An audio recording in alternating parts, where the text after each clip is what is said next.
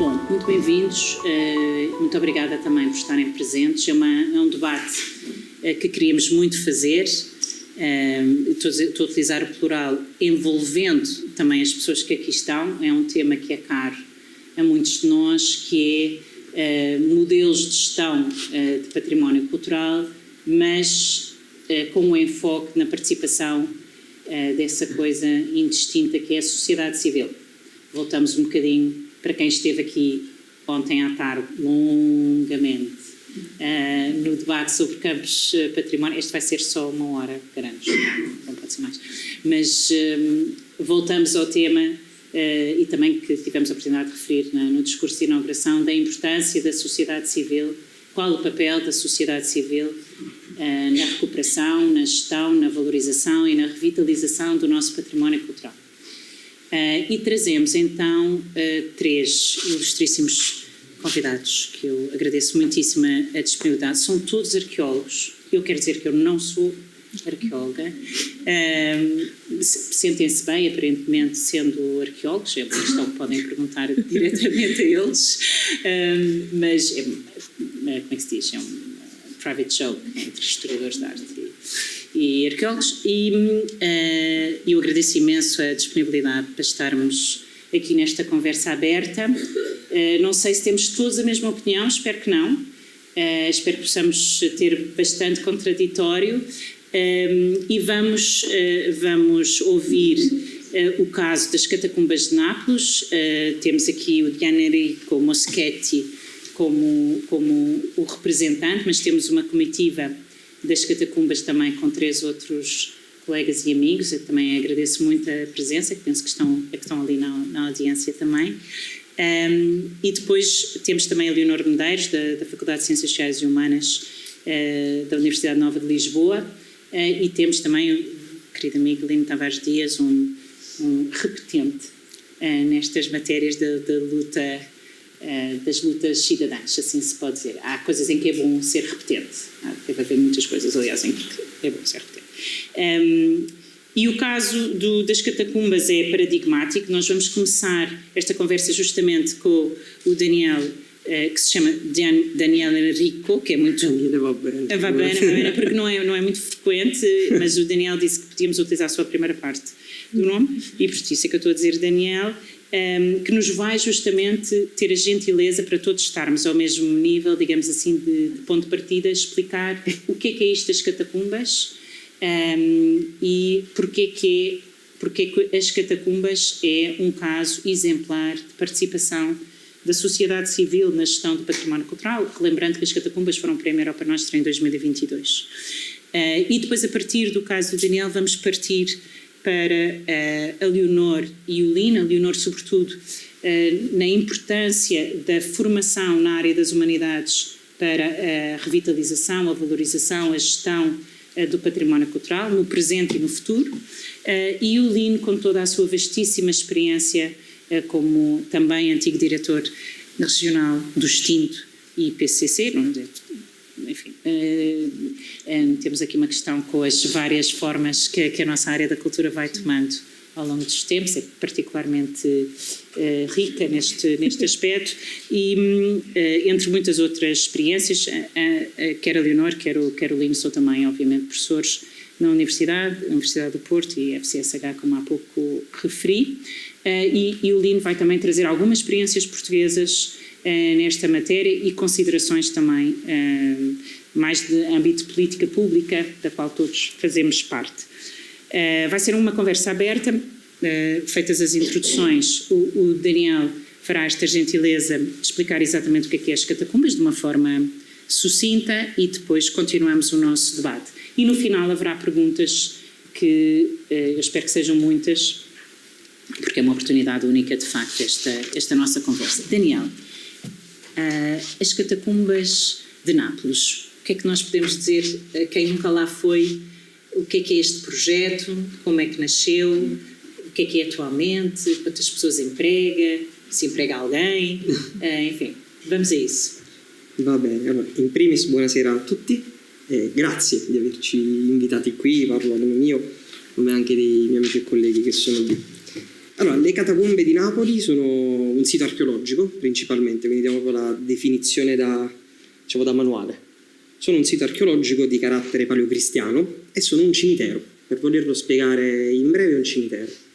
Se volessimo invece allargare la spiegazione umana, sono proprio un contenitore di umanità, perché non sono soltanto il luogo fisico di un cimitero, quindi dove persone sono state sepolte, ma nei secoli, nei quasi 1000 e oltre anni di storia che quelle catacombe hanno raccolto proprio il passaggio delle persone che hanno vissuto quei luoghi, i loro valori, le loro emozioni. E questo ha fatto sì che in un rione è una parola italiana per intendere un quartiere più grande, un quartiere di quartieri, in un certo senso potremmo dire, queste catacombe sono state poi la chiave di un riscatto sociale. Il Rione Sanità, per chi non lo sapesse, era uno dei quartieri più dimenticati di Napoli, anche più pericolosi, proprio per problematiche di criminalità, e un luogo culturale è stato il vettore di coesione sociale, è stato l'elemento, l'acceleratore che ha permesso alle persone, agli abitanti del Rione Sanità di riconoscersi in qualcosa che li identificasse, quindi anche che desse loro un'identità culturale. Ha fatto sì che loro si coagulassero per lavorare assieme, per recuperare quel bene archeologico in maniera, all'inizio uso una parola che può sembrare forte, però è vero, amatoriale in un certo senso. All'inizio neanche noi sapevamo bene cosa stavamo facendo, abbiamo capito poi dopo che quello che stavamo facendo erano dei processi proprio culturali e sociali ben definiti. All'inizio c'era solo il desiderio di recuperare un luogo storico del nostro rione che potesse togliere quel senso di vergogna di quando dovevi dire io sono del Rione Sanità, che veniva etichettato come il rione dei criminali, e quindi quando ti presentavi e dicevi di essere del Rione Sanità, anche se eri una delle migliori persone sulla terra, eri etichettato come criminale. Poi ci siamo resi conto che quei processi che passavano nella catacomba erano coesione sociale, era identità culturale, era costruzione di una comunità di patrimonio, era Faro. Fondamentalmente era la Convenzione di Faro. Ma questo l'abbiamo capito anni e anni dopo. Sì.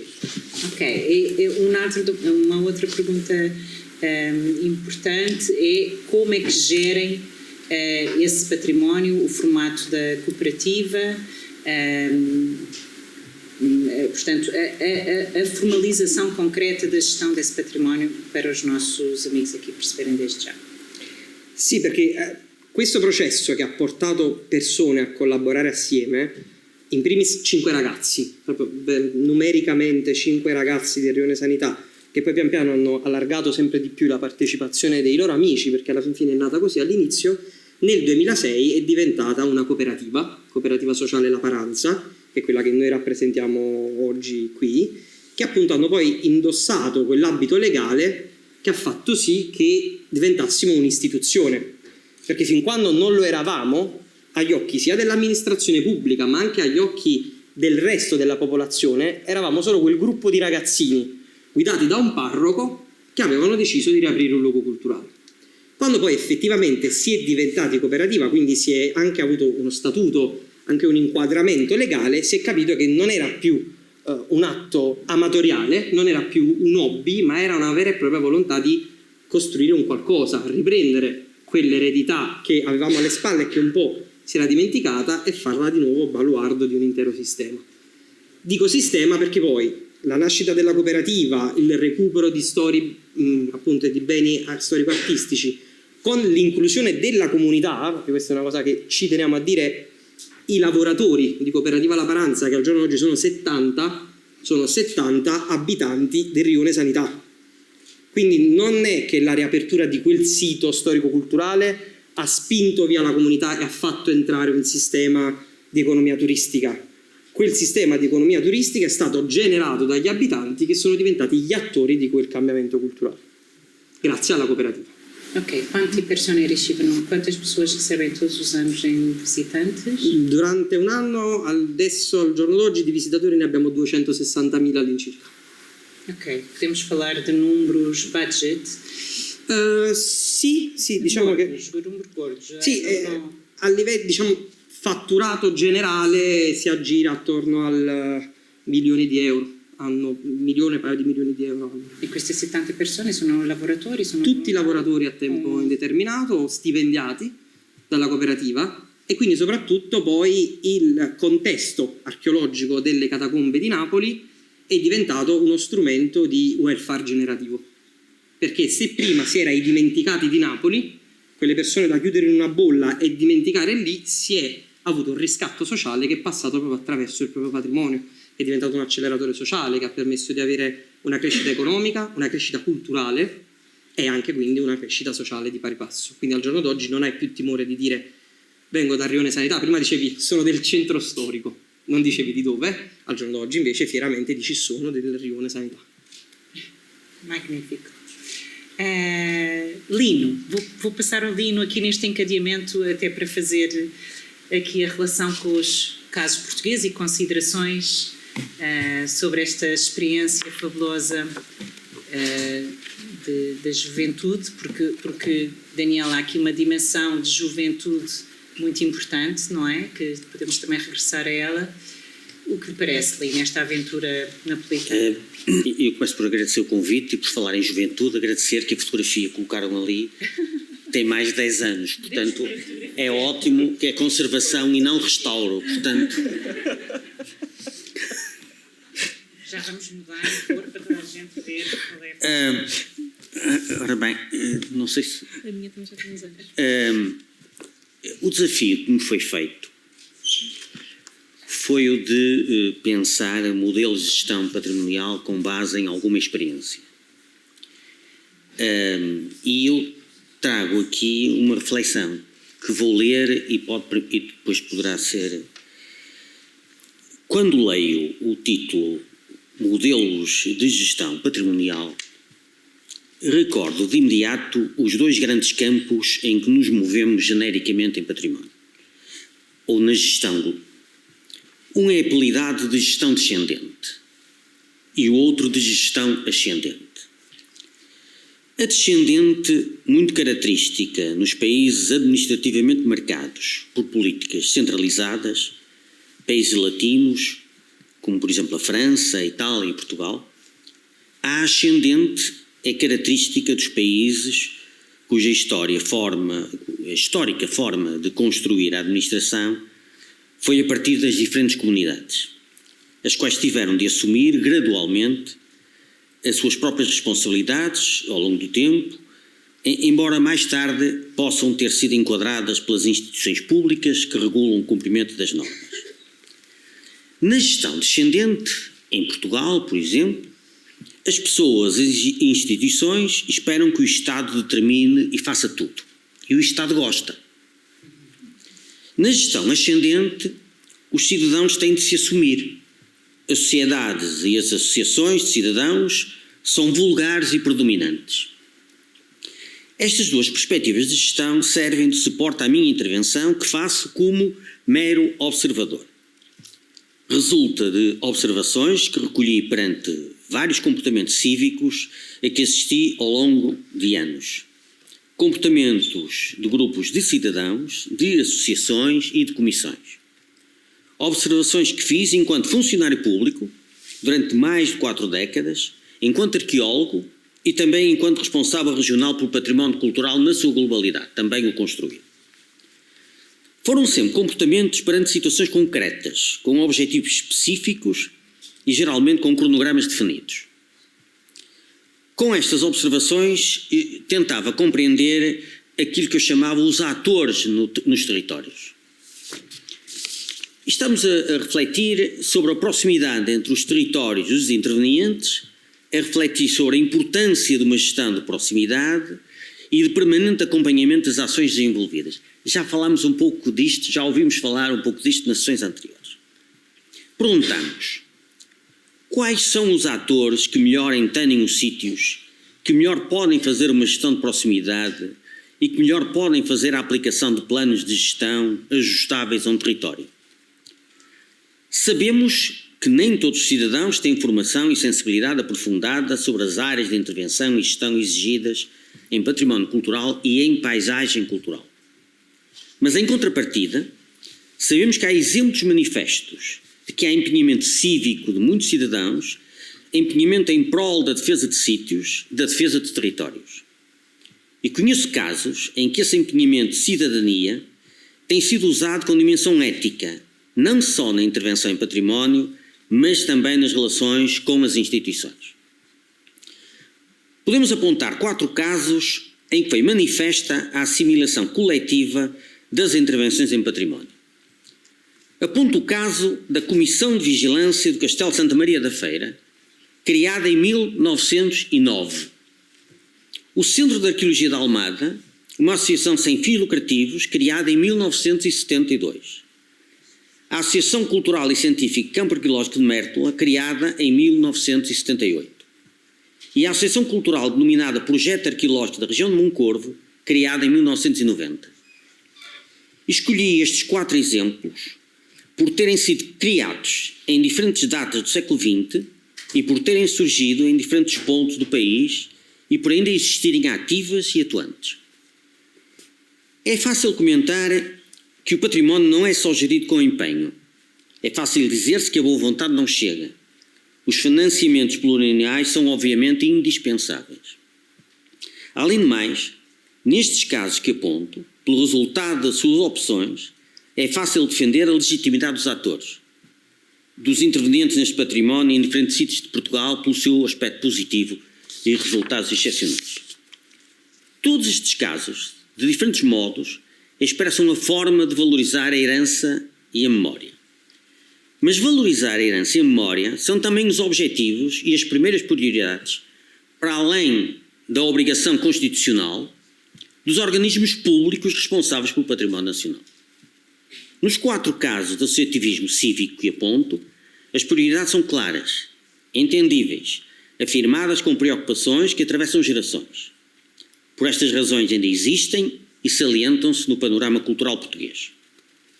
É vulgar salientar-se a resiliência do património, para além da qualidade, da sua qualidade intrínseca, o que justifica que qualquer intervenção seja um desafio permanente para os técnicos, para o cidadão e para todas as administrações que tenham intervenção no território. Mas este empenhamento cívico também comprova a resiliência das pessoas. Ao mesmo tempo que salienta a estabilidade ao longo de décadas, o rigor ético, científico e o empenho interdisciplinar destas 4 associações, apenas apresentados como exemplos de uma gestão ascendente, também afirma a necessidade de haver instituições públicas capazes de disponibilizar informação qualificada e harmonizada, enquadradoras de uma gestão integrada do património nacional. Mas esta responsabilidade não se consegue com sucessivos experimentalismos institucionais de curta duração, que não dão tempo para que se solidifiquem as exigentes metodologias de intervenção e gestão, obrigatoriamente interdisciplinares, que informam os órgãos da administração pública que incorporam a gestão descendente. Mas mais grave do que os experimentalismos é o estilhaçar institucional que põe em causa décadas de trabalho interdisciplinar, por vezes transdisciplinar. Dou um exemplo. Demorou muitos anos a construir, desde a década de 80 do século passado, no âmbito do Ministério da Cultura, uma interventiva Direção Regional do Norte, com serviços de património integrados. Serviços qualificados ao longo do tempo pela evolução da complementaridade disciplinar, evoluindo para a multidisciplinaridade dos seus membros, valorizada pela interdisciplinaridade que conseguiam desenvolver. Qualificada também pela formação acrescida que proporcionava e pela experiência prática empenhada. Não desprezemos, no entanto, a motivação social dos cidadãos, que também é muito importante nesta componente de gestão. Décadas de trabalho foram recentemente estilhaçadas por um mero normativo legal, manifesto exemplar de gestão descendente. Mas nós, os que trabalhamos em património, sabemos que apesar da resiliência do património, este tem de ser diagnosticado com carinho e saber científico alicerçado. Tem de ser abordado e tratado com especial cuidado, tem de ser intervencionado com saberes acumulados, com solidariedade de objetivos, com tarefas e empenhos de longa duração. Este carinho notou-se na primeira intervenção nesta abordagem. Defendemos que cada projeto também tem de ser suportado em alguma militância, que é mais do que suportar tecnicamente as ações de valorização, de obra ou de animação. Pela experiência que pude reunir ao longo de décadas, a delegação de alguma responsabilidade de que o serviço público é tão ávido, delegação com suporte ético e jurídico, com objetivos bem definidos, poderia ser uma estratégia fundamental para um futuro assegurado. Os 4 exemplos associativos que apontei comprovam-no. Reconhecemos e salvaguardamos que muitos projetos começam com generosos envolvimentos voluntários, quer pessoais, quer financeiros, que alimentam o arranque das ações, são postos em causa algum tempo depois. Reconhecemos que é difícil, por vezes, exigir a esses voluntários que assumam de forma duradoura os encargos de conservação e de valorização que viabilizem o longo prazo. Mas, nestes casos, desde que haja planeamento plurianual, a incentivação da solidariedade de objetivos entre as instituições públicas e privadas poderia ser formalmente pertinente. Esta evolução na ação teria certamente consequências positivas, eficazes, com solidariedade e compaixão, com alta consciência de missão e dedicação. São coisas que não convém subestimar. Recordo que em Portugal há outros exemplos tradicionais de empenhamento cívico, próprios da gestão ascendente, em áreas que não são as do património, vulgarmente do património cultural, e que nos merecem a reflexão. São os casos dos bombeiros voluntários e, noutro âmbito, o caso das comissões de fábrica das paróquias católicas. Se avaliarmos seriamente os contributos que os 4 exemplos associativos que apontei, e repito, criados em 1909, 1971, 72, em 1978 e em 1990, se avaliarmos seriamente os contributos destes 4 exemplos, os contributos que têm dado à sociedade portuguesa, percebemos que vale a pena incentivar este tipo de missão. Sinto que seria interessante incentivar o associativismo cívico. Incentivar as cooperativas de interesses para trabalharem na defesa e estudo do património. Sinto que seria muito útil conciliar respeitosamente, com método e sistema, com sustentabilidade, a gestão descendente com a gestão ascendente em muitos projetos do património cultural em todo o país. Sinto que seria interessante não ignorar o empenhamento cívico de cidadãos que querem envolver-se com os sítios patrimoniais, envolver-se com o território, com a sua paisagem cultural. Eu deixo o desafio, embora saiba que estou um bocadinho a pregar no deserto. Não diga isso. Vamos tentar que passamos aqui um caminho. Lino, muito obrigada. Eu acho que tudo o que referiu e que vai certamente alimentar também aqui o nosso debate vai ao encontro daqui da experiência do Daniel. Eu se calhar ouvia aqui a opinião da Leonor sobre aquilo que o Daniel já partilhou e as considerações do Lino, para depois fazermos uma nova volta com alguns temas já orientados. Leonor, sim, certíssimo. Olha, muito obrigada pelo convite para estar aqui em meu nome e da Universidade Nova de Lisboa e da Faculdade de Ciências Sociais e Humanas, porque de facto queremos, não é, que esta questão da educação, da aprendizagem, da formação tem que estar sempre envolvidas nesta discussão dinâmica de como gerir, não é, portanto, seja os centros históricos, seja o património no geral, que numa sociedade também está sempre em transformação, não é? Portanto, nós na educação também pregamos um bocadinho às vezes no deserto, mas nunca se sabe onde é que cai, não é, a gota d'água que vai florescer e pronto, e continuamos sempre nesta luta e neste desafio. E de facto eu acho que nós vimos de um modelo, o nosso modelo europeu está sempre muito baseado na ideia de precisamos de formação especializada, não é, e olhando nomeadamente para, enfim, uma Carta de Veneza, a Carta para a Conservação dos Centros Históricos, é sempre esta ideia de especialização das pessoas que vão intervir e trabalhar nestes monumentos, não é? Muitas vezes também esta ideia do monumento.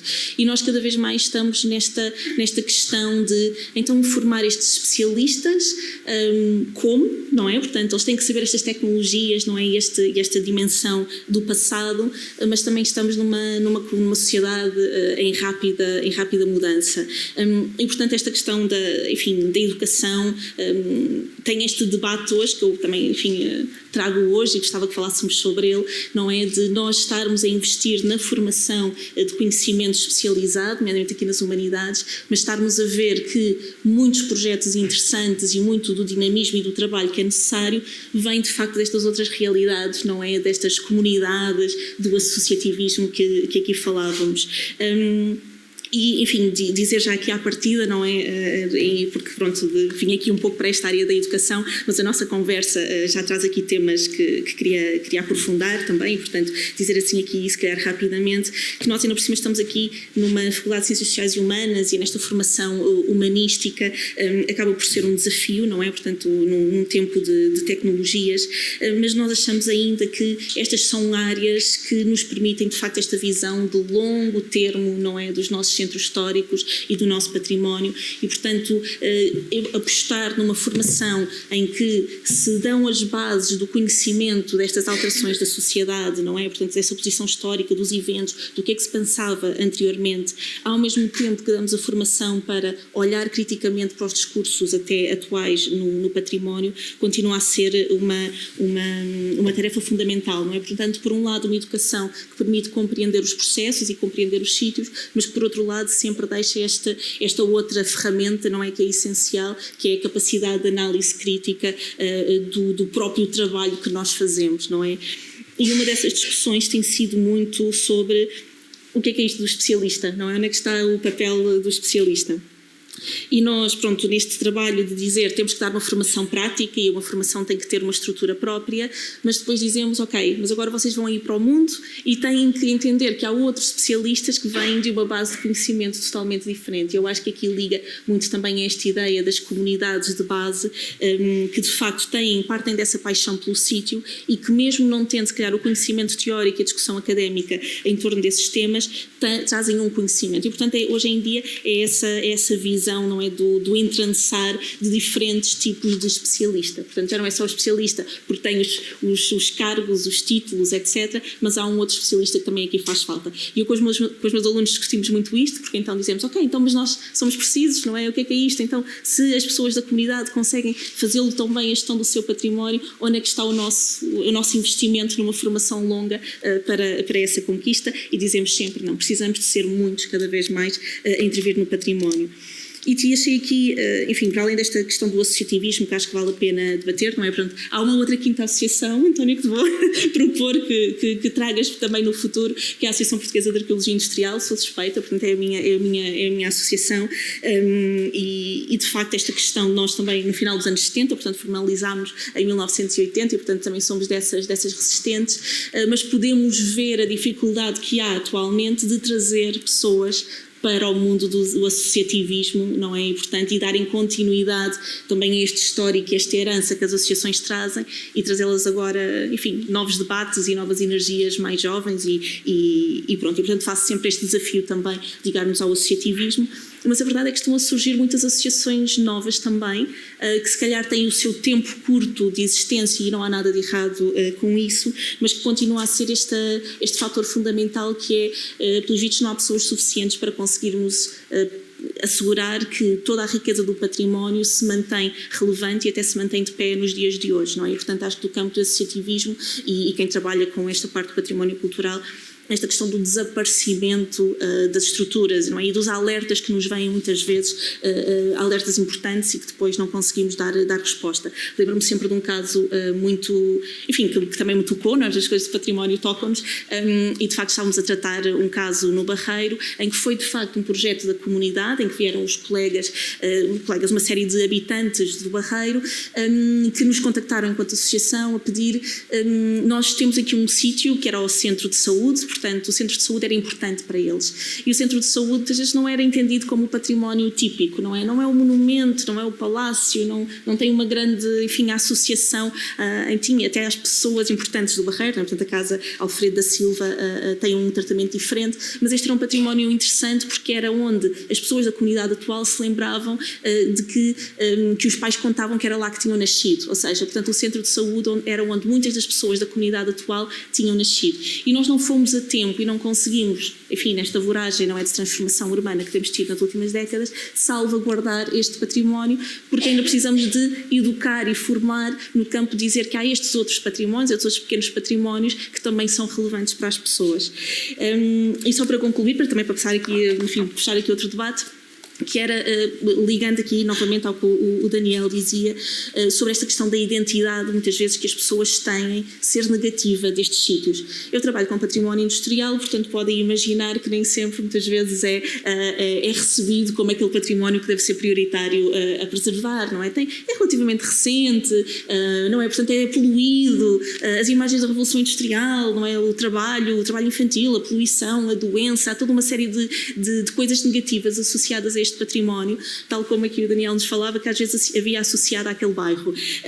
E parte do trabalho, de facto, que eu sinto que muitas vezes faço no meu trabalho de campo, não é? Na intervenção nestes sítios, passa por mostrar que, vindo de outra área, não é? Desta bolha exterior, que ao fim e ao cabo que nós somos, muitas vezes acho que como arqueólogos entendemos isso, não é? Estamos sediados nas nossas universidades e depois vamos fazer estes projetos de arqueologia que nos são pedidos ou que nós identificamos como importantes, estamos lá uma temporada, mas depois voltamos para o nosso ponto de origem. Portanto, somos assim esta bolha exterior, e mostrar que nós vamos a estes sítios porque eles de facto são importantes e relevantes, e isso muitas vezes não é óbvio, e há aquele primeiro embate de as pessoas dizerem, ok, mas a certeza que querem estudar isto, mas isto tem mesmo valor, e portanto todo este processo, que eu também acho que é um processo educativo, falamos aqui de ensino e educação, e acho que muito deste papel tem que ser feito fora destas instituições formais, não é nós sairmos aqui dos nossos sítios habituais de trabalho e irmos falar com as pessoas e dizer, isto sim é importante, mas agora eu preciso que você me ensine a mim também o que aconteceu aqui e porque é que este sítio é importante.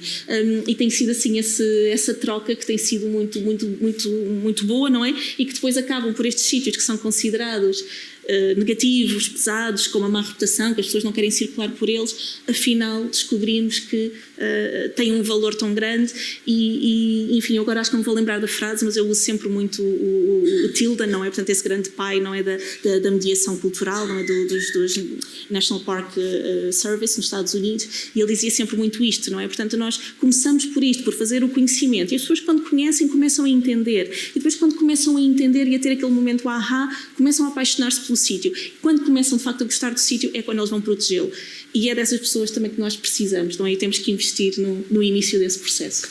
E ficava por aqui. Posso falar mais? Obrigada, Leonor.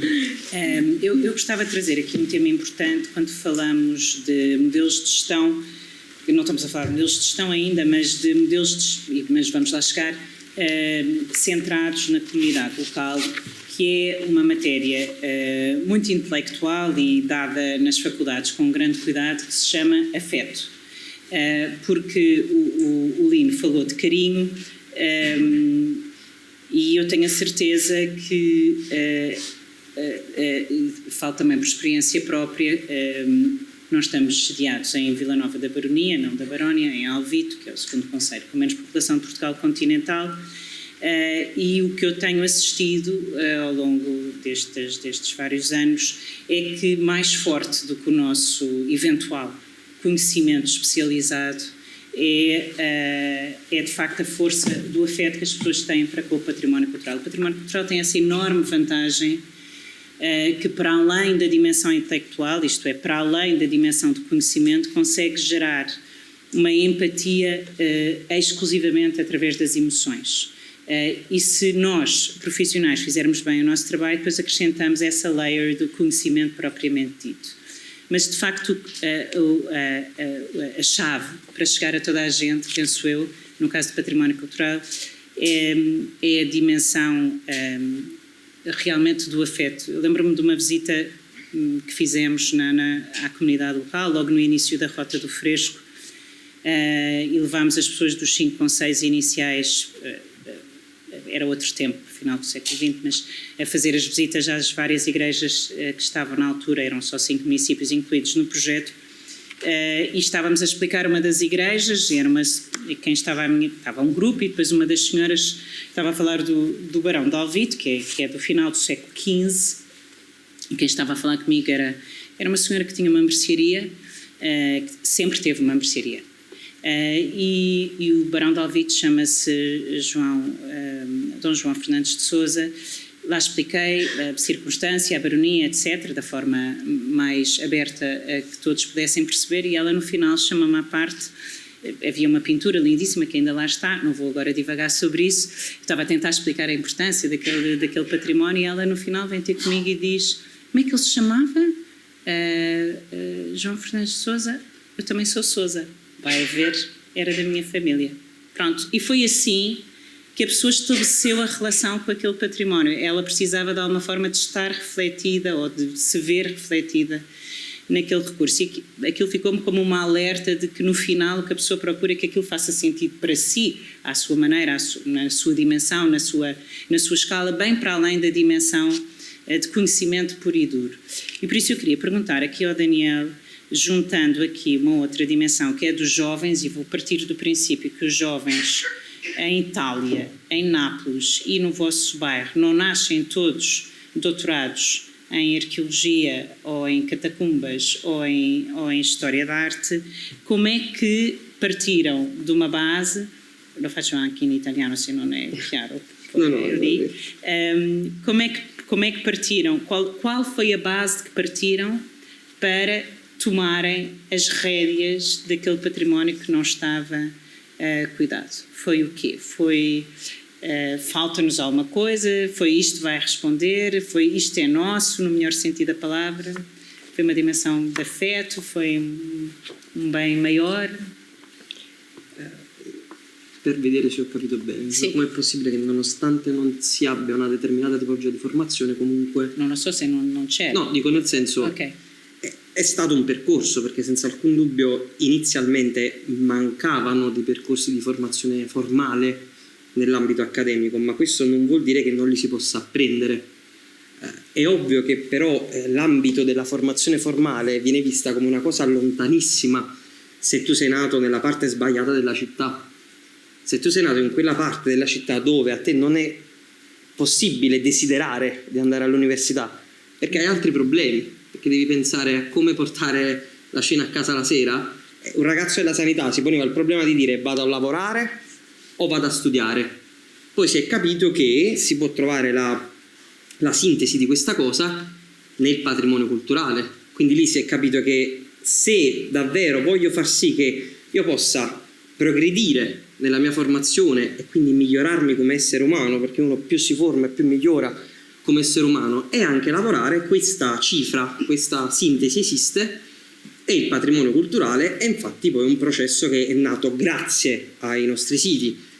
Odio parlare di numeri, ma un numero importante è che il 42% degli impiegati della cooperativa La Paranza non solo ha proseguito con i propri titoli di studio, ma alcuni hanno proprio concluso il percorso di studio, quindi quello universitario, post-universitario, quindi la competenza la si può acquisire. È indubbio, come anche giustamente si è detto nella sessione di ieri, che nelle fasi iniziali c'è bisogno dell'accompagnamento di esperti, di professionisti del settore che aiutino anche a capire le direzioni da prendere, perché all'inizio non è detto che le si sappia nella maniera corretta. Però non vuol dire che l'assenza di una formazione formale precluda a prescindere l'esperienza culturale, perché molto spesso, e lo dico anche da persona che prima di lavorare nella cooperativa La Paranza era nel mondo della ricerca universitaria, eravamo degli agenti, come si diceva anche prima, spot. Noi arrivavamo lì, facevamo il nostro scavo archeologico, ci confrontavamo anche con la comunità, ma siamo onesti, non era quello che ci interessava. A noi interessava la nostra raccolta di dati, dovevamo avere i nostri dati, li dovevamo impacchettare e andare avanti. Ed è stato il motivo del perché poi ho abbandonato quel mondo, perché ho capito che non c'era contingenza tra la ricerca e l'umanità di quei luoghi. E quindi forse la sintesi perfetta che può aiutare, anche poi durante tutto il discorso che abbiamo fatto ieri del volontariato all'interno dei beni culturali, che è una cosa eccezionale che va mantenuta, però se poi è un percorso che porta a qualcosa. Se quei volontari della comunità che partecipano poi diventano attori di comunità. Sì. Altrimenti se sono volontari che terminato quello studio tornano al loro posto, non si è fatta comunità di patrimonio, non gli si è data quella formazione di cui parliamo che permette il diventare da abitante ad attore di comunità, che è diverso. Quindi sì, è stato difficile i primi anni, poi si è arrivato a comprendere quel bisogno di formazione professionale, lo si è soddisfatto capendo che era la strada che poteva portare a un miglioramento delle condizioni di vita di tutti, sia di chi lo faceva che di chi non lo faceva, e abbiamo avuto risposta anche poi dagli enti di formazione, ad esempio dalle università di Napoli, che hanno detto forse è la nuova maniera di innovare l'accademia, quella di entrare tra le persone, di scendere tra loro, lavorare con loro e rendere loro parte di un processo di formazione che contempli anche la formazione informale, che è quanto mai importante. Ma qual è l'importanza della gestione di prossimità? Vuol dire, sarebbe possibile di fare quello che voi facete senza la comunità locale integrata nella vostra equipe? No. Ma anche proprio il processo di governance che è alla base della cooperativa. Io faccio il mio caso specifico perché è quello che conosco e quello di cui ovviamente posso parlare. Non ci sarà mai il momento in cui un abitante del Rione Sanità viene dalla cooperativa La Paranza ad esprimere un bisogno culturale in senso ampio, che non sia strettamente delle pietre culturali, ma proprio del patrimonio materiale e immateriale, e non venga ascoltato.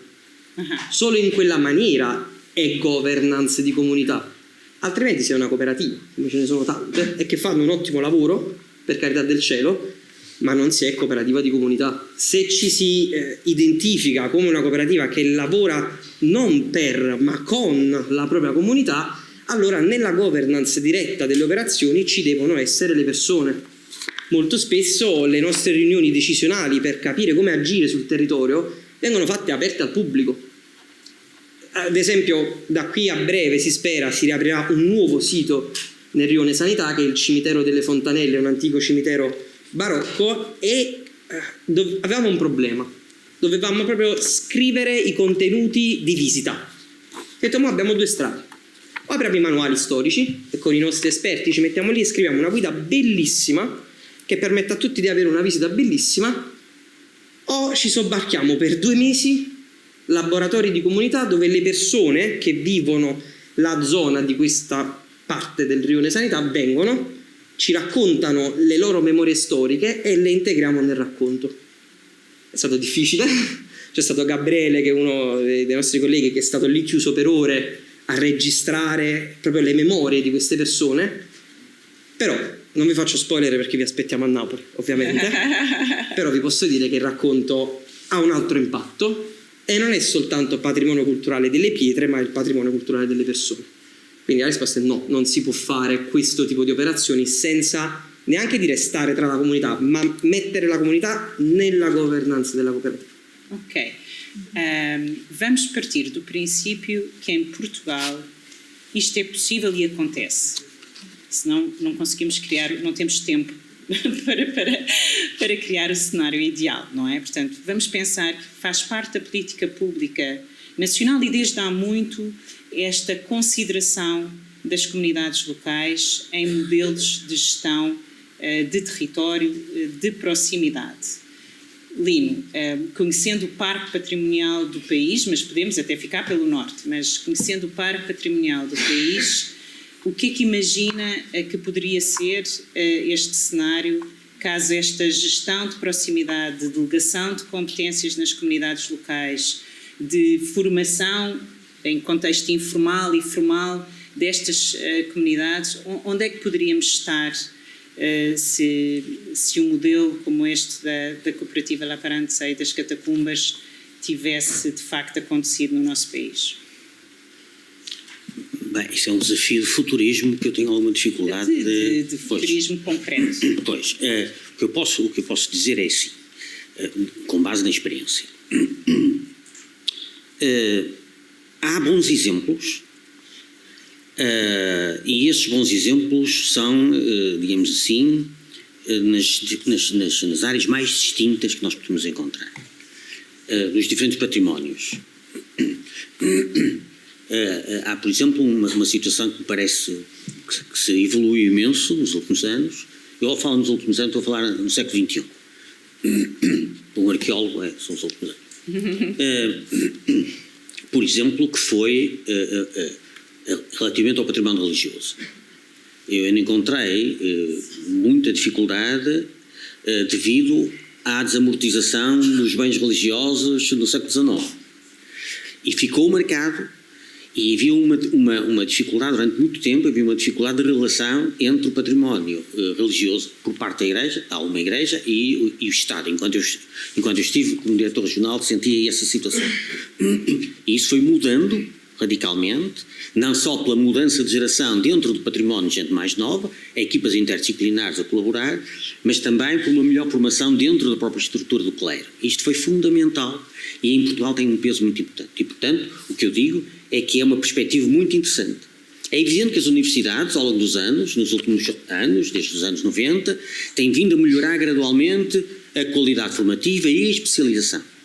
Eu estou muito ligado a um curso de estudos avançados em património arquitetónico na Faculdade de Arquitetura do Porto e isso mostra, e há ali exemplos muito interessantes. Portanto, parece-me que não devemos ser pessimistas nessa perspectiva. Nessa lógica de estrutura de projeto, na estrutura de pensamento, na estrutura de trabalho, eu acho que nós podemos ir muito longe porque temos muita capacidade. Eu quando há bocadinho fiz a crítica direta ao estilhaçar das estruturas de património, muito recente, é manifesto, digo isto, porque sinto perante este estilhaçar, ou deitam a mão, nem que seja com um penso rápido e depois tentem fazer um tratamento em cuidados intensivos, mas precisa de cuidados intensivos, ou então efetivamente perdemos décadas de intervenção cívica das associações, porque há uma situação que começa a ser preocupante, é que algumas associações, algumas destas até que eu apontei e outras com intervenção direta no território, não merecem ser hostilizadas. E se forem hostilizadas, deixam de poder trabalhar seriamente. E esta dimensão cívica que eu chamo muito a atenção. E não estou a ser pessimista. Manifestamente tenho consciência disso. Portanto, eu julgo que nós temos todas as condições, usando as capacidades das universidades, sem dúvida, usando as capacidades intelectuais da nossa juventude. E ao falar em juventude, falo em gente muito bem preparada civicamente também, e interessada e empenhada. E se nós soubermos alavancar, deitarmos a mão ao ombro e alavancarmos, eu julgo que essa é uma responsabilidade do Estado, e ao falar em Estado falo em autarquias, falo em tudo isto, mas fundamentalmente Estado, é esta a estrutura, nós temos uma estrutura em Portugal muito descendente, e portanto nesta lógica descendente tem que haver aqui de facto manifestamente um espírito de colaboração e de ajuda, de entreajuda. Se nós tivermos de facto alguém que deita a mão ao ombro e que não, pelo contrário, não empurre, não é? Esta ideia, parece-me que Portugal tem, eu digo Portugal porque conheço da realidade e tive algumas experiências nesse sentido. Eu tive uma experiência muito interessante entre 2000 e 2006, em que simultaneamente, através da Comissão de Coordenação da Região Norte e como diretor regional, na altura do IPAR, porque eu já perdi a noção um bocado das siglas, que são tantas que a gente perde a noção, mas foi do IPAR, estive também como gestor do quadro comunitário na parte do património, da vertente património. E na realidade notava-se que havia um empenhamento muito grande das diferentes estruturas, havia um empenhamento cívico muito grande e esta preocupação em transmitir às pessoas aquilo que se queria fazer, a dimensão do que se queria fazer, não era a dimensão da obra que se queria fazer, era a dimensão do projeto plurianual, era muito bem entendido. Eu tive várias situações em que chegou a acontecer bispos das dioceses do Norte me pedirem para eu ir falar sobre isso ao domingo. Isto porquê? Porque na realidade há uma dimensão também importante na compreensão. Portanto, não estamos a falar da mera intervenção X, Y e Z no verão Y ou verão Z. Estamos a falar, na realidade, numa lógica plurianual. Não quer dizer que seja constante, permanente. Não, mas tem que haver planeamento. E tem que haver planeamento também no empenhamento. Se houver planeamento do empenhamento e da vontade, eu julgo que nós temos capacidades extraordinárias em Portugal. E eu falo muito pelo norte do país, porque de facto foi a zona em que trabalhei mais tempo e conheço relativamente bem, que era ao nível da formação, a nível de escolas profissionais, a nível da universidade, a nível das próprias direções regionais do Ministério da Cultura.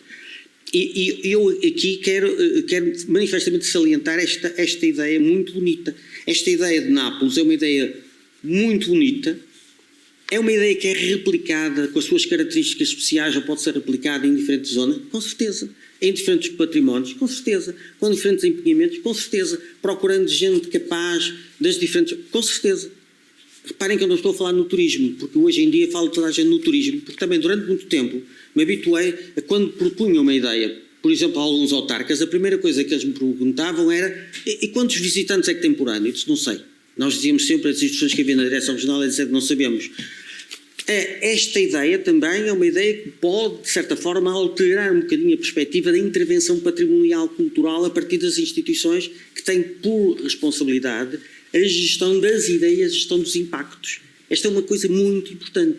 E estar preparado para uma pedagogia permanente junto destas estruturas que acompanham. É diferente fazer uma obra de fazer uma intervenção em património.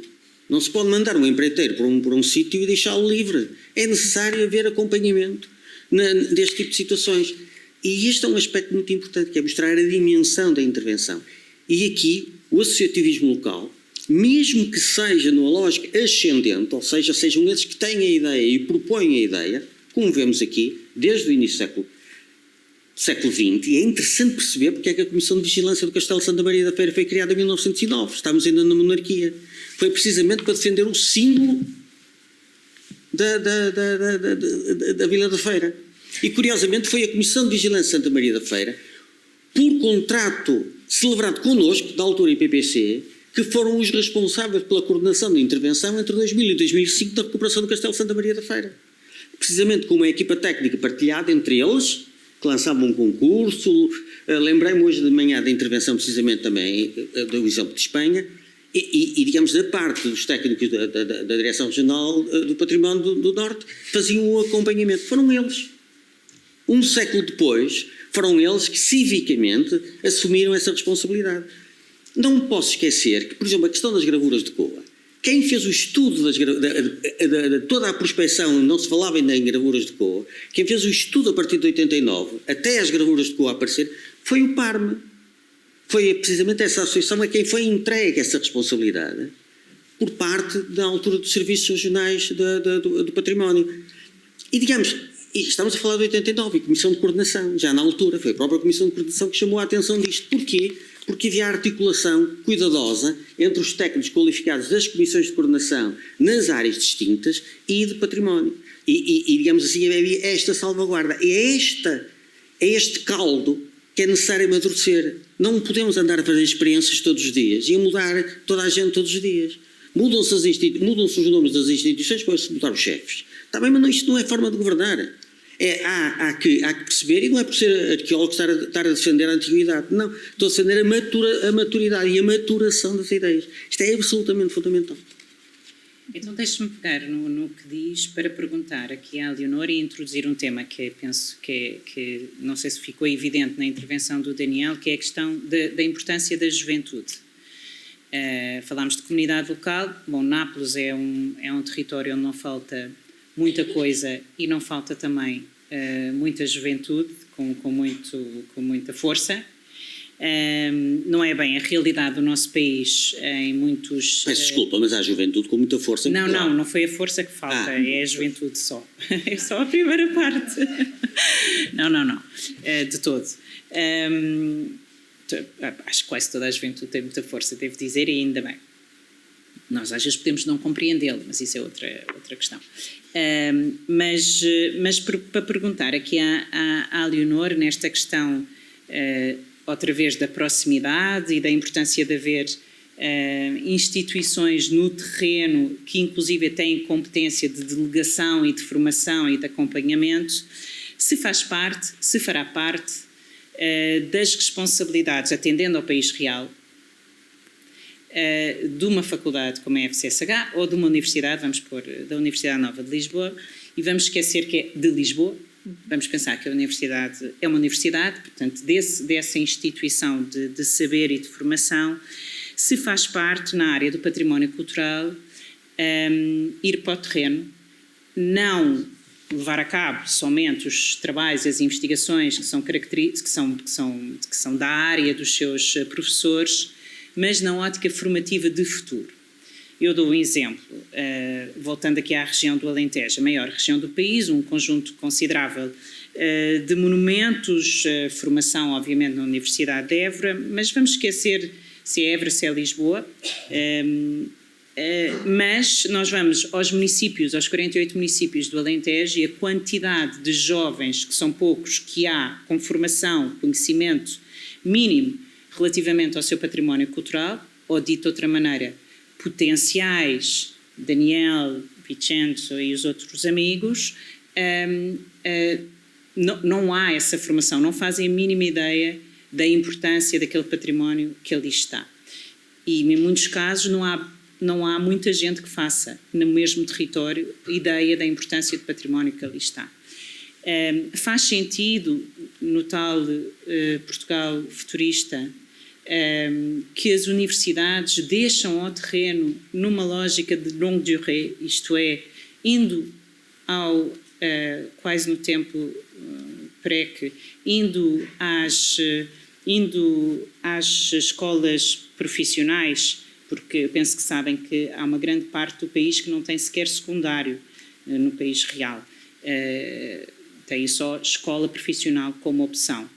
E que é o caso de Alvite, Cuba, Portel, Vidigueira, só para dar assim, alguns exemplos, mas é de uma forma geral isto sucede em muitos territórios em Portugal. Faz sentido a própria universidade, e quando eu digo a própria universidade, digo nós, ao nosso nível, ir a estes sítios, ter disponibilidade para falar a estes jovens da importância do seu património, mostrar-lhes caminhos possíveis de formação, desenvolver em parceria com as autarquias locais pequenos cursos, pequenas experiências, nomeadamente mediação cultural, que é uma área fundamental para podermos de facto ativar este património cultural que existe, colocando os miúdos do território como protagonistas, exatamente como aqui as catacumbas fizeram. Não há melhor mediador de uma igreja matriz de Alvito, do Paço dos Barões, do que alguém que tenha nascido lá. Não há, porque ninguém pode pôr a carga afetiva que um local pode colocar, se ainda por cima tiver uma dimensão de conhecimento ainda mais. Portanto, alguém tem que...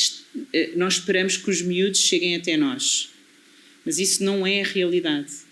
Aliás, porque há miúdos que são coartados logo à partida. Isso é possível, um plano consistente, não ações avulsas, um plano consistente que em 10 anos possa mudar um bocadinho o panorama dos futuros historiadores de arte, arqueólogos, mediadores. Eu nisso eu acho, mesmo em relação a isto e ao tema anterior, eu acho que o futuro está entre nós. Agora, é claro que não está de forma igual e equilibrada em todo o lado, ou seja, num mundo que temos tão global, não é, de tanto contacto e conhecimento, continuam de facto a haver, enfim, de certo modo, estas bolhas, não é, onde parece que às vezes certos atores não chegam. Mas o atual modelo de universidade já é um modelo de universidade virado para o exterior, ou seja, isso já é há muito tempo o desafio e o objetivo do trabalho que fazemos. E cada vez mais, nomeadamente, o trabalho do professor nós somos um professor investigador, não é ser professor a nível do ensino superior, é exatamente ter essa dupla tarefa, não é, de ensinar, mas ser um ensino constantemente baseado nós estamos no campo, nós estamos atentos, temos que estar atualizados. E de facto acho que, enfim, não posso falar por todas as universidades, claro, mas o modelo, e nomeadamente nós estamos ali instalado na Nova, tem muito a ver com os nossos alunos, a sua formação tem a componente de estágio, não é? E, portanto, e diversas opções de estágio, estágios curriculares, estágios mesmo práticos, como nós temos em arqueologia, em que os alunos têm que fazer, não é, uma boa quantidade de horas práticas de trabalho para, de facto, não chega a aprender na sala de aula, discutimos a teoria, conversamos, lemos textos, vemos exemplos, mas depois é no campo que tudo isto de facto se materializa, mas também no acompanhamento em projetos e, portanto, cada vez também que os alunos, já na licenciatura, mas depois também em outros níveis de ensino, acompanharem projetos de investigação com as unidades de investigação que estão associadas também às universidades. Portanto, eu acho que o modelo está lá e o objetivo está lá, enfim... Mas já é para os que já chegaram à universidade, não é? Não é papel da universidade, sim, até de uma forma comercial, ir buscar novos clientes? De certo modo, preparar também as outras comunidades para estarem sensibilizadas para esta importância e do que podem fazer também a nível da universidade, não é? Porque é isto, se nós estamos a pôr uma série de pessoas associadas a estas instituições em diversos polos do país a fazer esse trabalho de aqui está aquilo que nós entendemos sobre o sítio, vamos também falar convosco. Este trabalho em parceria acabará por criar estas redes, não é? E, portanto, esse trabalho que nós vamos fazer para fora, lá está, este modelo que falávamos de ir lá, extrair conhecimento e sair, já não é aplicável. Hoje em dia já não é o modelo que nós desejamos. E, portanto, esse modelo interativo que aposta na sustentabilidade, não é? Que é um desafio e, portanto, isso seriam desafios muito grandes. E mesmo essa questão de nós irmos aos sítios e mostrar, honestamente é uma situação que para nós é fácil, ou seja, nós podemos ir e mostrar facilmente. A questão é que não é assim que se chega a muitos destes jovens e desta população. É exatamente dizer-lhes, olha, há aqui um desafio,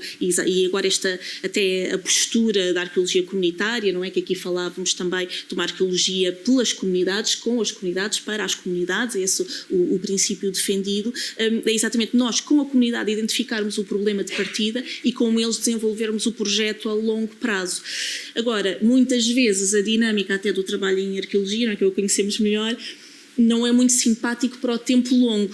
E isto tem a ver com uma série de pressões e com uma série de realidades que não permitem às vezes discutir e conversar e reunir todos estes atores relevantes ao mesmo tempo, consistentemente.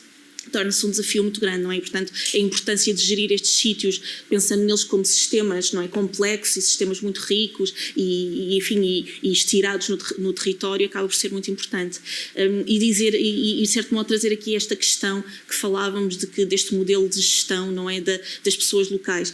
Dizer que sim, esse modelo existe, ou seja, todos nós somos gestores de património. E é, de certo modo, às vezes ainda necessário revermos o que é isto de património. E lá está, eu não tenho um monumento, eu não tenho uma igreja, mas eu tenho uma fábrica, eu tenho uma mercearia, eu tenho uma propriedade, etc. E, portanto, eu sou gestor desse património. E, às vezes, esta capacitação do indivíduo e do papel e da importância que temos enquanto indivíduos, somente nos tempos de hoje, em que a internet nos deu aqui também tanta ferramenta e tanto impacto, lembrarmos que nós temos estes modelos de gestão. Podemos depois pegar em nós e irmos para as associações, enfim, não discutimos aqui a descentralização, não é, que também tanto se discutiu, mas que temos também que dar-lhe tempo também para ver o que acontece a nível de gestão local, mas muito do trabalho que eu tenho feito, eu até digo, muita da minha investigação, apenas uma fração muito pequenina é a minha investigação, é a minha paixão e o meu interesse. Grande parte do meu trabalho onde tenho dirigido vem com pessoas das comunidades que dizem, eu tenho este sítio e preciso de alguém que me ajude a valorizá-lo, a conhecê-lo, etc. Uma proposta de classificação, um inventário prévio que é necessário. Às vezes só essa conversa com pessoas de outras áreas são as pessoas que vêm até nós e dizem, ok, precisamos aqui de algum apoio. E nós fazemos isso. Agora, não somos também suficientes. Não é? Às vezes não somos suficientes. Bem, claro. Não queria interromper. Força. Essa ideia de capacitação. Eu acho que esta ideia é muito bonita. E eu dou só um exemplo. E o que eu peço é que não se deitem fora os exemplos que foram... Eu já tive 29 anos. E com 29 anos comecei uma escavação arqueológica num sítio que não sabia o que era. Tongóbrega. E curiosamente, em 80. E curiosamente, em 81, o que se fez, estamos a falar em 81, não havia internet. Chegar ao Porto era longe, e nós íamos do Porto para lá, era longe. Demorava bastante. Uma das coisas que nós fizemos, talvez até por haver a grande parte da equipa serem professores, foi articular com os anos finais do ensino secundário, da escola secundária, e dar formações de curta duração. E, portanto, no inverno de 81 e na primavera fizemos essa formação. E as escavações realizadas já no verão de 81 já tiveram essas pessoas. Parte dessas pessoas fizeram as suas vidas. Uns são arqueólogos, outros são arquitetos, outros são das várias áreas de património, de história e tudo isso. Essa gente evoluiu. Hoje em dia, muitas vezes, ainda encontramos, foi há mais de 40 anos. E esta juventude, era uma juventude interessada, umas foram para uma situação, outras foram para outra, sem dúvida. Portanto, esta lógica de juventude acontece. Ali fomos nós que, de certa forma, alimentamos aquela ideia, que são escavações, estamos a falar nos anos 80, era uma situação, era um polvilhar de ideias, sem dúvida, mas, curiosamente, essa gente, na maior parte das vezes, ainda hoje, são eles os transmissores da defesa do património. Agora, tem que haver alguém que lhes ponha a mão no ombro e que os ajude, e que não os maltrate. Exato. Esta é a situação fundamental. É esta questão que eu acho que não são as instituições, não é a sociedade, não são as instituições locais, mas também o próprio Estado tem que assumir que esta atitude cívica é absolutamente fundamental.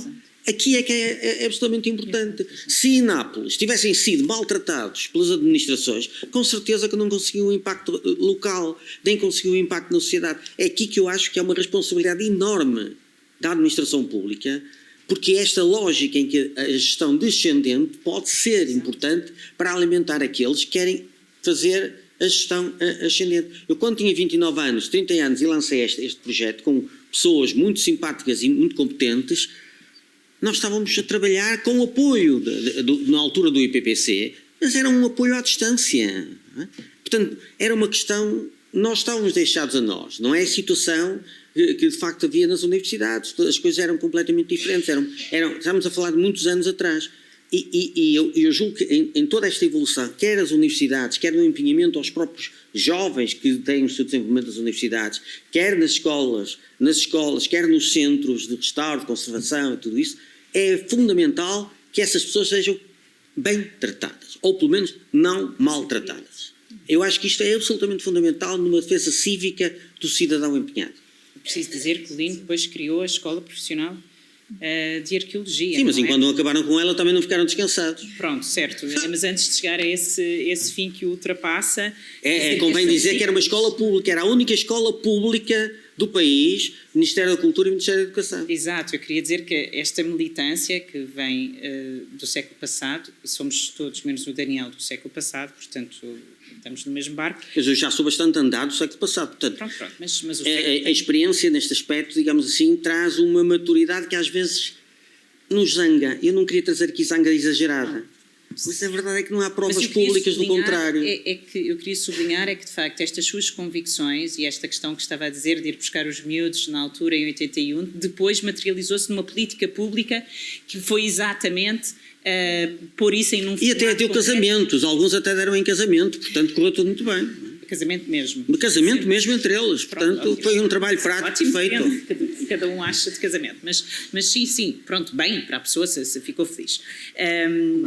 Deixe-me trazer aqui, e vamos, antes de passar aqui, sem prejuízo aqui dos nossos convidados, quererem dizer mais alguma coisa, queria terminar aqui esta parte e depois ouvir-vos com duas perguntas ao Daniel, muito objetivas. Porquê é que, em português diz, não sei como é que isso se traduz, porquê é que se meteram nisso? Ora bem, como é que isto se dirá em italiano? Porquê é que o fizeram, de uma forma elegante agora? Porquê é que o fizeram? Porquê é que iniciaram? Há bocadinho falaste da questão do orgulho, da importância de vir de um sítio com um sorriso aberto e dizer eu sou dali, mas porquê o património? Como é que esse património foi um ativo tão forte para contaminar quem não era arqueólogo apaixonado por arqueologia? Essas pessoas apaixonaram-se pelo quê? E porque, bom, sendo vocês italianos e napolitanos, não vamos discutir que obviamente houve muita paixão, não é? Senão não, mas que é certamente uma força motora determinante na vossa cultura. Portanto, porquê? E depois, ligada à pergunta também que o Lino colocou, o que é que foi determinante para que pudessem levar o vosso propósito a bom termo, para que pudessem realizar aquilo che desejavam realizzare? Noi diciamo sempre una cosa che può sembrare un'affermazione un po' retorica, però è vera: la fame. Questa è la vera e propria risposta. Prima si parlava del come le università possano diventare più vicine alle comunità. C'è una sola maniera: bisogna cercare i loro bisogni. Se tu non ti rapporti con una comunità e vedi qual è il loro bisogno, perché abbiamo ancora questa vecchia concezione che, a mio avviso, poi odiatemi tutti, però lo dico, che il patrimonio culturale sia una cosa unicamente da proteggere e mettere lì, su un bello scaffale. Il patrimonio culturale è strumento, è uno strumento per l'avanguardia e per il miglioramento delle condizioni di vita dei popoli.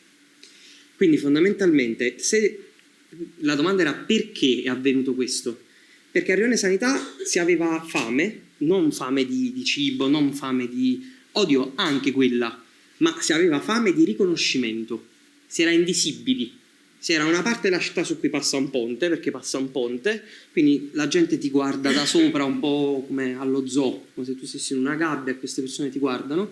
Quindi si aveva la fame di dire esisto anche io. E io esisto perché, come puoi vedere tu se vieni a casa mia, c'è tutto questo patrimonio alle mie spalle che parla di chi sono stato e di chi sono.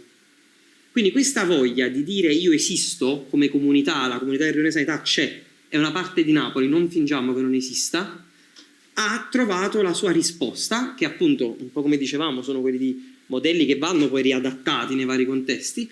Almeno la nostra risposta, nel nostro caso, è stato quello di recuperare quell'identità culturale che passava nei nostri luoghi.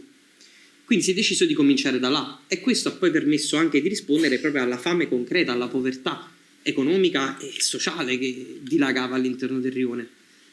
E quindi quello che noi diciamo ogni volta che parliamo all'interno delle nostre varie conferenze con gli enti universitari, con il quale, ringraziando al cielo, c'è un bellissimo rapporto, era: perché lo abbiamo fatto? Perché prima c'era la criminalità, perché prima l'unica strada che avevi qui in questo rione era quello di diventare parte della criminalità, perché non c'era altra possibilità. Poi un giorno si è intravista questa possibilità, che nel nostro caso era il patrimonio culturale, in un'altra zona di Napoli casomai è il patrimonio letterario, naturale, dipende poi da cosa si ha, e si è detto ok, abbiamo bisogno di riscattarci, abbiamo bisogno di far vedere che non siamo solo questo, lo strumento che abbiamo per farlo è questo, e quindi abbiamo preso da quello scaffale, quel bellissimo oggetto che era il patrimonio culturale che stava lì intoccato, che l'unica cosa che si faceva, lo si veniva a vedere, lo si documentava e poi lo si rimetteva lì. Ho detto questo può diventare strumento fattivo di rigenerazione sociale, perché è quello che abbiamo questo, e quindi l'abbiamo utilizzato. Quindi quella voglia di fame di riscatto, di fame di essere visti, proprio visti nella città, ha permesso di rendere una bella scatola anche un contenitore di valori, e quindi poi da lì è partito questo processo. E quello che è stato determinante per arrivare al vostro proposito? L'istituzione? No. Allora? Ok? Anche quelle sono arrivate in un secondo momento. La parte principale è stata anche un po' la visione che quello fosse possibile, anche in maniera un po' folle, non era su carta, quando uno valuta un progetto su carta, era impossibile. Tu hai un rione dove il 90% dei giovani vanno via, dove 2 bambini al giorno lasciano la scuola, il tasso di disoccupazione era il 60% e l'economia principale nel rione era la criminalità. Con questi presupposti non la avvii un'esperienza culturale, non hai proprio i dati per avviare un'esperienza culturale. Però quella caparbietà, anche dettata forse dall'essere giovani e quindi anche un po' incoscienti, in certo senso, in questo caso è servito, potete dire proviamoci, tanto non abbiamo nulla da perdere, cioè se non va in porto questa esperienza nulla è cambiato, però se va in porto invece è migliorato, fortunatamente è andato in porto. E le istituzioni non sono state lì come Inizialmente no. Perché? Perché forse non ci si credeva in questo progetto. Io mi metto anche nei panni dell'istituzione, anche se è sbagliato, però mi ci metto nei loro panni. Non era un progetto su cui scommettere, non era proprio considerabile che nel Rione Sanità avvenisse una cosa del genere, e quindi era visto più come un gioco. La nostra esperienza parte da un prete che è padre Antonio Loffredo, che all'epoca era il prete del nostro quartiere, e quei pochi ragazzi che frequentavano la parrocchia. Quindi anche agli occhi dell'istituzione era il passatempo pomeridiano dei ragazzi, era l'attività dell'oratorio, il voler riaprire questo luogo storico e portarci le persone. Quindi all'inizio non era credibile, però anche proprio quella rabbia di non essere creduti ha permesso poi che divenisse motore costante. Se non credi in me, io ti voglio dimostrare che invece è fattibile, e quindi poi è successo. E ora? Ora il riconoscimento c'è, però c'è da dire che è una cosa importante: il riconoscimento è arrivato prima dall'ambito europeo, poi dall'ambito dell'amministrazione territoriale. Questa è una cosa importante che ci teniamo a dirlo, perché in alcuni punti ancora l'Italia ha qualche cosa da recuperare in questo discorso, nonostante, ecco, appunto, anche come Carlo Francini ieri diceva, siamo il paese col più alto numero di beni e siti di patrimonio dell'umanità, sì, però è una targa. Poi devi renderlo efficace, questo lo devi rendere effettivo. E quindi il problema è proprio questo, che molto spesso stesso l'istituzione italiana è ferma al concetto della tutela, della preservazione, ma non della valorizzazione. O meglio, se vede la valorizzazione la vede sotto un punto di vista prettamente economico, ma non sociale. Mentre in Europa c'è il concetto della valorizzazione dal punto di vista sociale e che poi questo porti anche a una miglioria economica, ma ben venga, si migliora la qualità di vita delle persone. Però ci sono due lenti diverse con cui si vede il concetto di valorizzazione. Caríssimos, vamos ouvir-vos. Perguntas para os nossos convidados, que eu espero que sejam muitas e interessantes, em qualquer língua, acho eu. Depois conseguimos traduzir o que for necessário. Por favor. Perguntas para o Daniel, para a Leonor e para o Lino.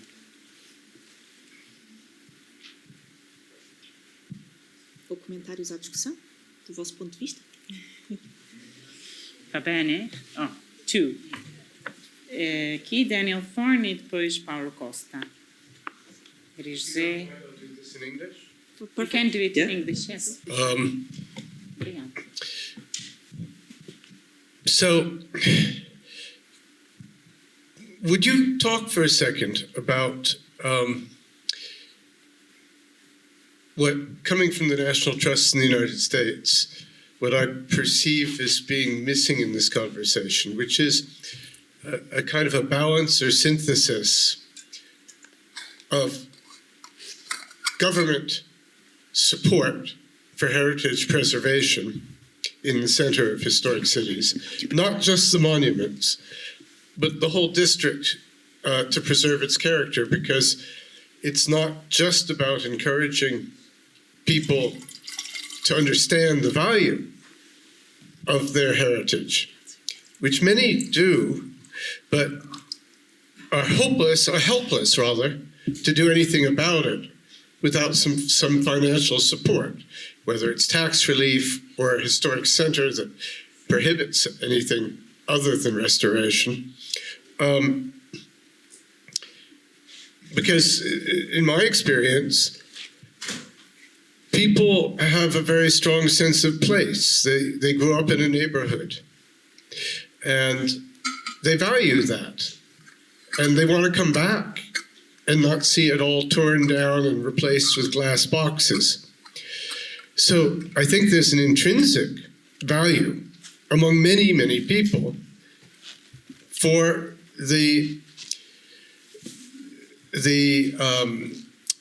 not only the monumental but the secular qualities of their town, the heritage secular qualities that they grew up with, that they want to preserve, because for them that is their sense of place.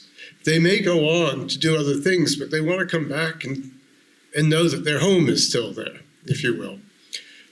Now, some people won't. Some people will want to go to London or work in a big glass building and have a modern house, and that's fine. But I think you find in historic centers that people are very attached to them, and in many ways are being driven out by the lack of any government support for maintaining their presence.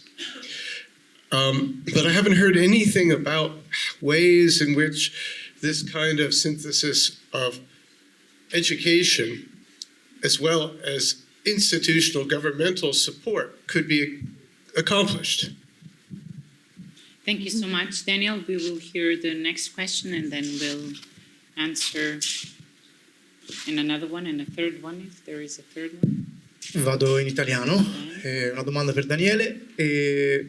Ci hai raccontato una storia interessantissima, meravigliosa, su quale avremmo sicuramente tutti tantissime domande per conoscere più dettagli, ma credo che un elemento che ci può aiutare anche per il Portogallo e per tante altre realtà è anche parlare della difficoltà interna alla comunità, le difficoltà che nel percorso avete incontrato, che hanno reso difficile il cammino e che magari hanno rappresentato un momento di insegnamento particolare per voi che vi ha consentito poi di prendere ulteriore energia e di andare avanti e di raggiungere questi risultati, perché questo mi sembra un elemento che possa essere particolarmente utile.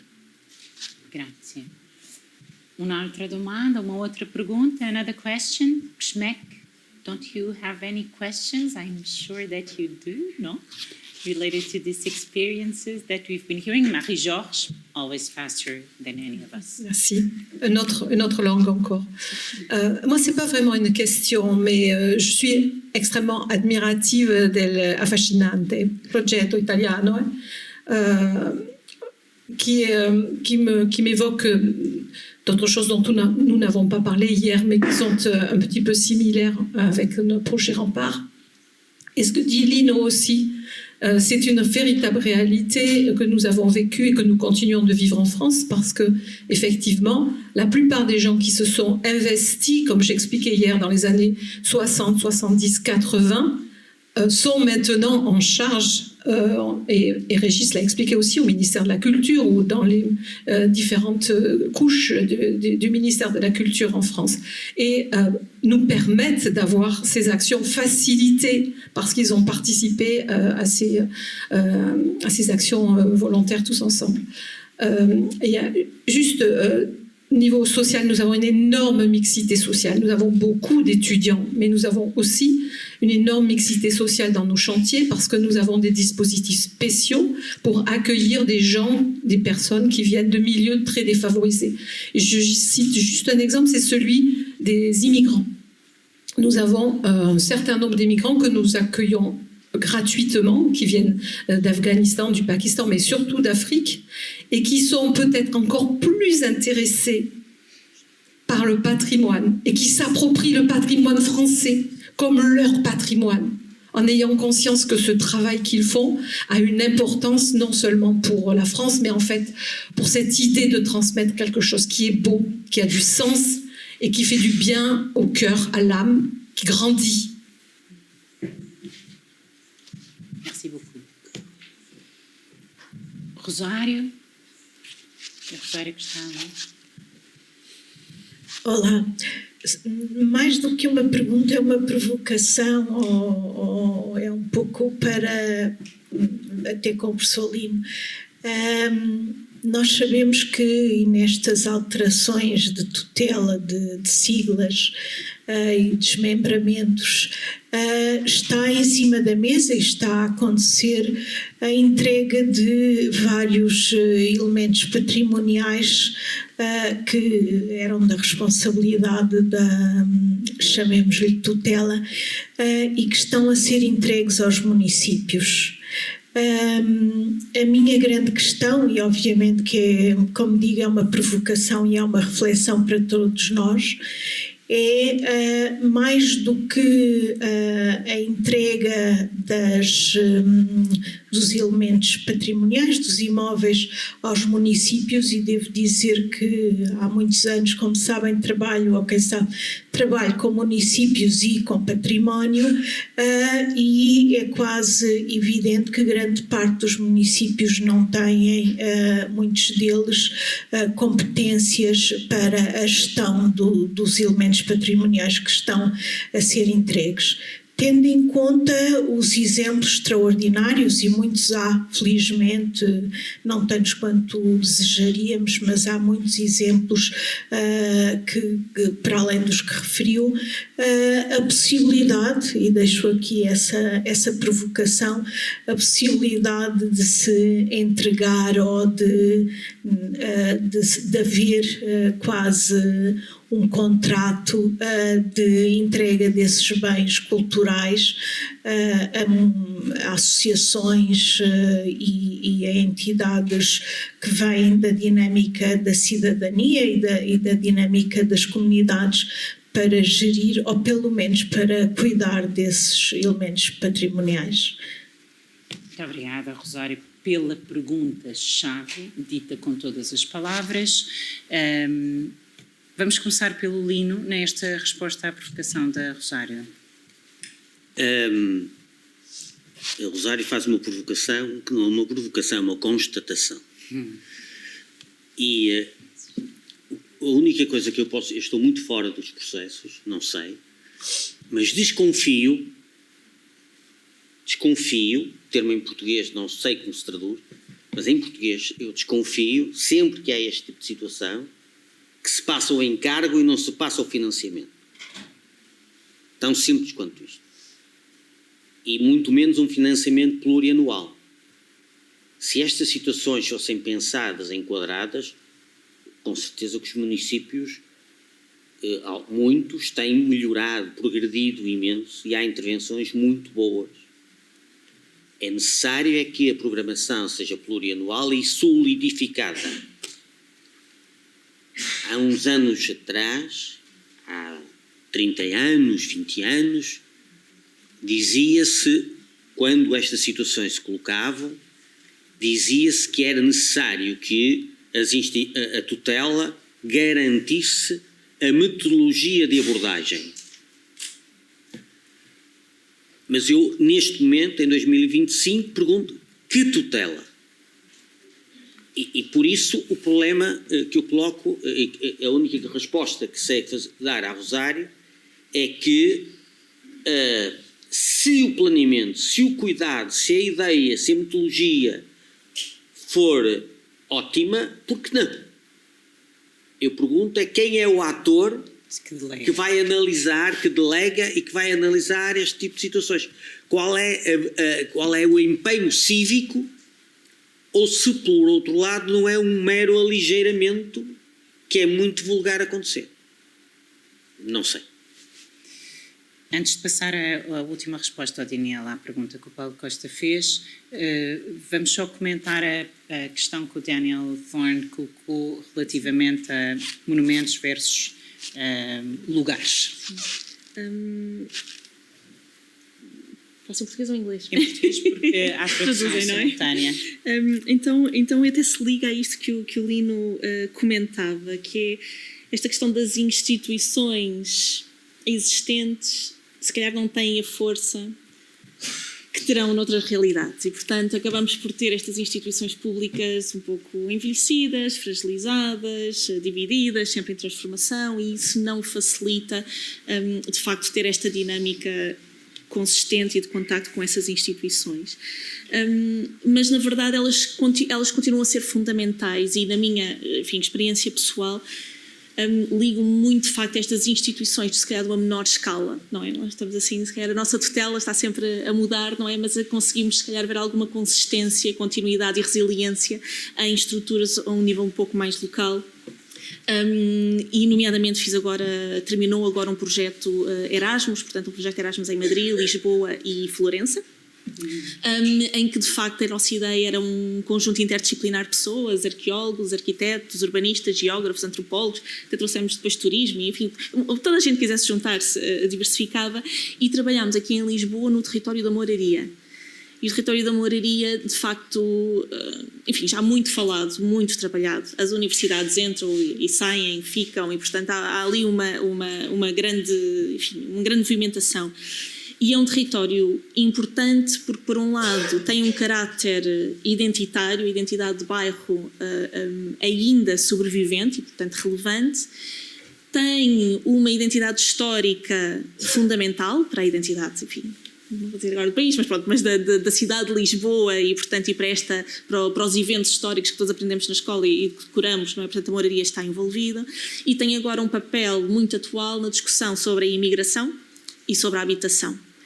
E, portanto, parte do nosso desafio, porque fizemos este Erasmus, era a que propósito é com um arqueólogo, um historiador, ou enfim, como é que estas pessoas conseguem, na verdade, resolver os problemas que são verdadeiros, que é a habitação e os conflitos, não é, de segurança ou de percepção de segurança na moraria, e nós ajudarmos. E só foi possível nós estarmos lá enquanto, enfim, universidade, mas outras associações, estes alunos e professores de tantos países, porque havia ali um polo, que é enfim, agora o hub criativo da Moraria, não é? Portanto, que é institucional e, portanto, muito associado à Câmara, que permitiu que nós pudéssemos, durante o trabalho que fizemos, depois na universidade nós acabámos por estender, claro, o projeto para lá do Erasmus previamente e posteriormente, só foi possível porque tínhamos uma entidade dessas no território que era estável.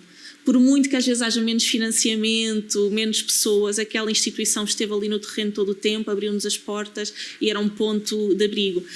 Agora, claro que isso depois também se pode, enfim, ali discutir, porque era um edifício que tinha estado abandonado e agora tinha um projeto de arquitetura, e o projeto de arquitetura é bastante fechado, se assim dizermos. São muitas paredes, poucas portas para o exterior, que me leva a esta origem da pergunta, não é? De que as pessoas agarram-se à identidade do sítio e isso é importante para elas.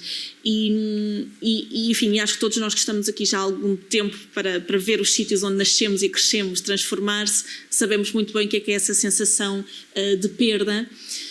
Mas depois no dia a dia, eu acho que isto é uma estratégia deliberada, que é, se deixarmos os sítios arruinarem-se de tal ponto, tirarmos de lá as pessoas, porque as pessoas não são donas das casas, enfim, não valorizarmos aquela rua, se corrermos com as pessoas por uma questão de desconforto físico naquele local, elas acabarão por se ir embora, a ruína fica ali muito tempo, e quanto mais arruinado, mais fácil vai ser eu depois destruir tudo e construir algo novo.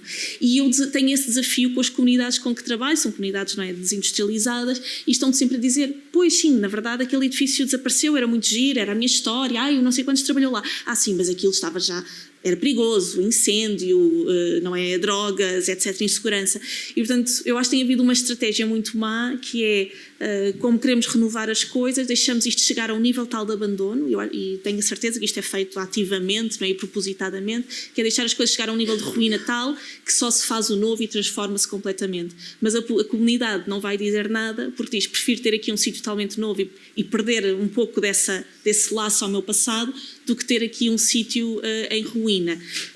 E torna-se complicado, e daí a tal importância cada vez maior de nós, enquanto indivíduos, enquanto cidadãos, de assegurar que não deixamos estes sítios serem assim abandonados. O caso do alojamento, então, em Lisboa, não é? É tremendo.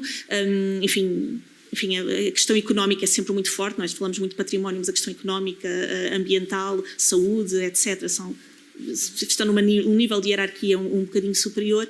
Mas recentemente, este ano, fiz também um projeto na Amadora, que também é assim, tem uma cidade com a sua fama, e achei piada que muitas das pessoas que vieram ao evento, e nós, enfim, o que nós queríamos fazer foi o Open House da indústria, portanto 2 dias a visitar uma série de sítios industriais da cidade, históricos e atuais, e de facto a grande parte da comunidade que veio era novas comunidades. E, portanto, imigrantes que vinham com as suas famílias e queriam, de facto, conhecer. Isso porque a colega falava nisto aqui, desta sensação, não é? De engrandecer, não é? E o património cumpre muito essa função. E nós, quando estamos habituados aos sítios, já os conhecemos bem, mas são estes novos que às vezes nos dão esta energia, porque veem com novos olhos, têm uma outra energia, estão a criar as raízes no sítio, e acho que há muito potencial aí também com essas comunidades. Julgo que é um valor que não se pode perder e que era absolutamente fundamental,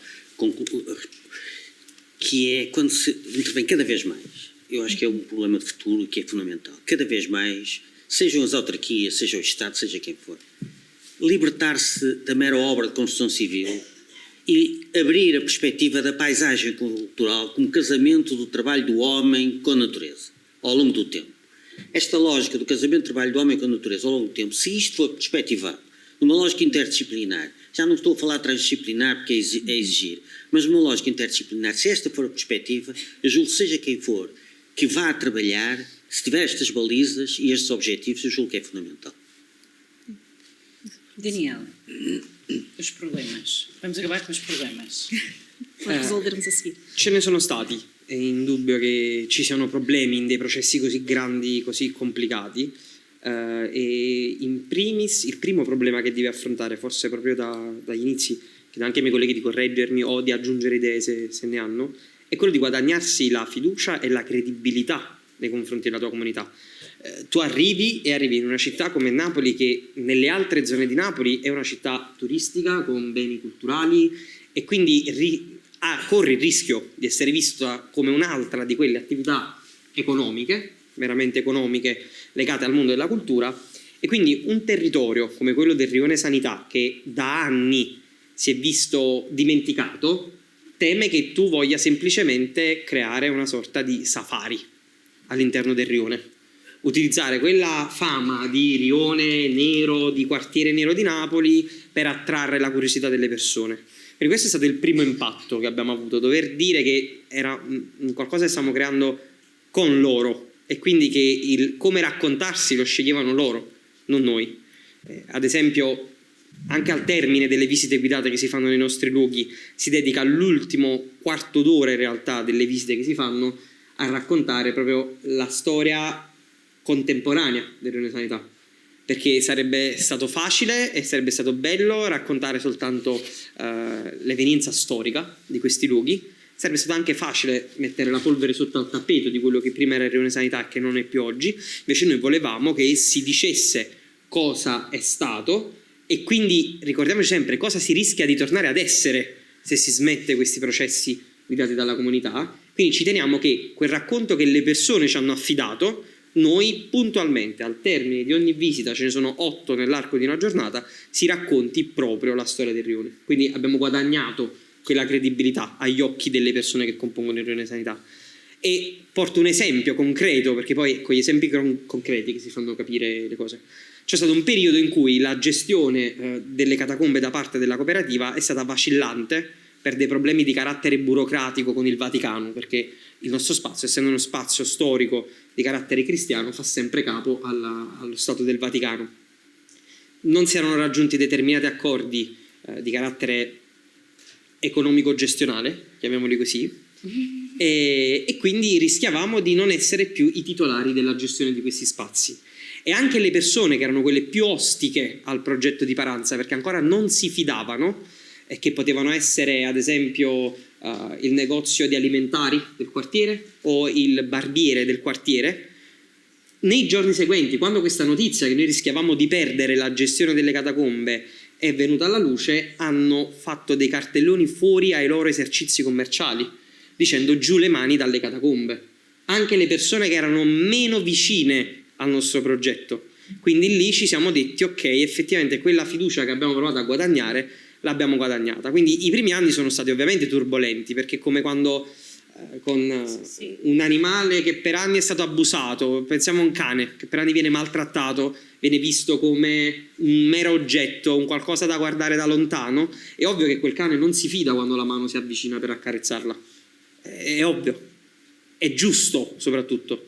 Invece con questo processo lungo è anche un po' doloroso dover diventare credibili agli occhi dei propri amici, dei propri parenti. Ad esempio i miei genitori stessi non credevano in questo progetto.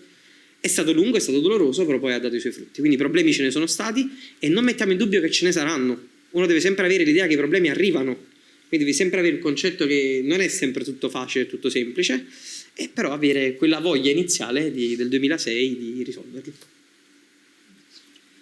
Pronto. E, quer dizer, é possível, não é? Aqui o Daniel falou de que eram invisíveis e que se fartaram, que não os viam, que se sentiam invisíveis e que se fartaram de ser invisíveis e reivindicaram a sua visibilidade. Eu penso que no caso português, e terminando como o Lino começou, temos um sistema que está feito em que há a dita tutela, com todos os excelentes funcionários públicos que a constituem e que devem sofrer bastante em muitas situações, que mandam, mas também há uma sociedade civil que quer ser mandada. De facto, é este o casamento, não é? Há quem mande e há quem queira ser mandado. E se calhar é isso, não começando não tendo expectativas ou pedindo alterações na tutela, façamos nós, sociedade civil, o nosso cambiamento e queiramos nós também reivindicar parte deste património como também nossa responsabilidade. Penso que é por aí que temos que caminhar. Agradeço muitíssimo aos nossos convidados. Vamos passar à nossa última conversa e haverá sempre conversas lá fora para quem quer. Muito obrigada aos três. Obrigada. Grazie a voi. Obrigada.